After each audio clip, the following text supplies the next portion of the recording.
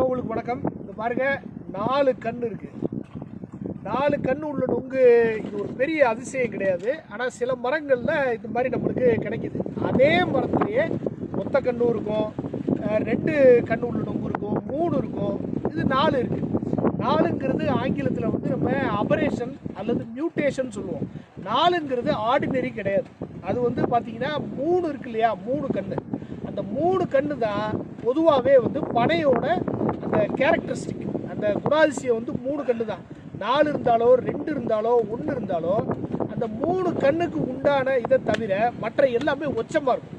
இப்போ 2 கண்ணு 1 கண்ணு இருக்கிறத நீங்கள் வெட்டி பார்த்தா தெரியும், ப்ளஸ் மாதிரி ஒரு ஒச்சம் தெரியும்.